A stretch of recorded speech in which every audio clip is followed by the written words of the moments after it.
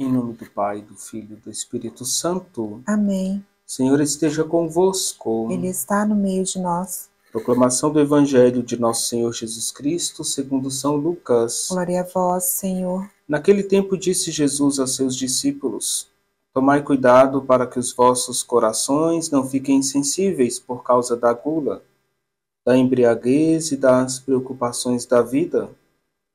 E esse dia não caia de repente sobre vós, pois esse dia cairá como uma armadilha sobre todos os habitantes da terra. Portanto, ficai atentos e orai a todo momento, a fim de terdes força para escapar de tudo o que deve acontecer e para ficardes em pé diante do Filho do Homem. Palavra da salvação. Glória a vós, Senhor. Bom dia, queridos irmãos e irmãs. Hoje no Evangelho, o Senhor está pedindo para vencer os vícios, entre eles o vício da gula. Nós podemos vencer esse vício. Às vezes os nossos apetites carnais vai além daquilo que é necessário para nós, com uma virtude chamada temperança.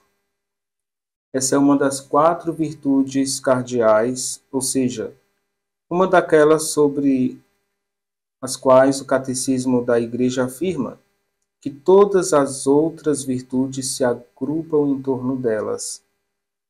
Irmãos e irmãs, todos nós somos chamados a buscar esta virtude que leva o corpo e os sentidos a encontrarem o justo lugar que lhes pertence dentro do organismo do ser humano. Irmãos e irmãs, a virtude da temperança ajuda a moderar a atração dos prazeres, visando ordenar o seu uso para o bem. Queridos irmãos e irmãs, no livro A Imitação de Cristo, é um livro de espiritualidade, está escrito: encontramos em Cristo a virtude da temperança. Apesar de viver uma vida ascética, a vida de Cristo é uma constante kenosis, ou seja, esvaziamento, equilíbrio. Ele não era propriamente um asceta, no que diz respeito ao seu estilo de vida. Dão testemunho as Escrituras de que Jesus era um homem que desfrutava de uma boa refeição. Se alimentava com as multidões, se alimentava com os discípulos, foi também à mesa de um fariseu se alimentar, e até com os pecadores. Jesus gostava de estar à mesa. Isso até deu uma brecha para que seus inimigos o difamassem, chamando-o de comilão e beberrão. No entanto, Jesus ele tem equilíbrio e domínio de si na sua relação com estes prazeres. Vemos, por exemplo, que o episódio das tentações no deserto, por 40 dias e 40 noites, Jesus jejuou, depois teve fome. Porém, mesmo quando o demônio ofereceu-lhe saciar a sua fome, Jesus permaneceu no seu propósito, demonstrando um total domínio de si. Queridos irmãos e irmãs, se você faz um propósito de jejuar, parar de comer doce, tomar refrigerante, algum propósito nesse sentido, você vai sofrer um pouco para viver esse propósito. Porque Jesus que jejuou foi tentado pelo demônio. E Jesus manteve o firme propósito do jejum. Depois os anjos de Deus veio servi-lo. Então nós precisamos aprender a viver a temperança, esse equilíbrio interior, o autodomínio das paixões. E quando a tentação vier, nós precisamos manter o firme propósito de não cair na tentação. Nós podemos colher 5 dicas para viver a temperança.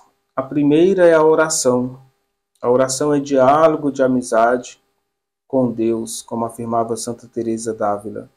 Então, na medida em que nós progredimos na oração, na amizade divina, nós vamos nos tornando cada vez mais fortes, semelhantes a Jesus. Então, para ser temperante, fortaleça a sua oração. Depois nós precisamos guardar os nossos sentidos. Tudo entra em nosso corpo e na alma pela porta dos sentidos. Se a gente não guarda, não vigia, a gente pode expor os sentidos à oferta de inúmeras desordens e excessos que o mundo oferece. E aí a gente vai se perdendo a graça interior. Então é preciso cuidar dos sentidos. Significa evitar consumir as coisas do mundo, imagens, leituras, músicas, distrações. Terceira dica é iluminar a inteligência. Ler 10 páginas de um bom livro por dia, dedicar-se 10 minutos, 20 minutos à leitura orante, e assim a gente vai iluminando a nossa inteligência. A inteligência pode ser iluminada pela fé. Isso ajuda a não cair nas tentações que Jesus fala no Evangelho de hoje. O quarto ponto é contradizer a vontade. Às vezes a vontade ela é desordenada. A nossa vontade às vezes está distante da vontade de Deus. E nesse sentido é necessário, é preciso contradizer a vontade. À medida que a vontade é consentida, mais fraca se torna. E à medida que é contrariada, ela é fortalecida. É a lógica do hábito. Se ela está acostumada a obter sempre aquilo que deseja, quando lhe for negado, vai reclamar até conseguir o que deseja. Mas se está acostumada a não receber certas coisas, então, quando a inteligência lhe negar algo, ela vai se submeter à inteligência, à nossa razão iluminada pela fé, sem grandes reclamações. O quinto é fazer jejum. Jesus está pedindo para tomar cuidado com a gula e outros prazeres desordenados. Então, o jejum é uma excelente prática para educar a vontade e buscar a ordem interior. O jejum ele precisa ter um propósito.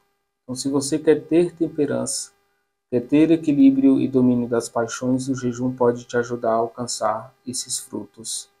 Vamos pedir a bênção de Deus sobre nós. O Senhor esteja convosco. Ele está no meio de nós.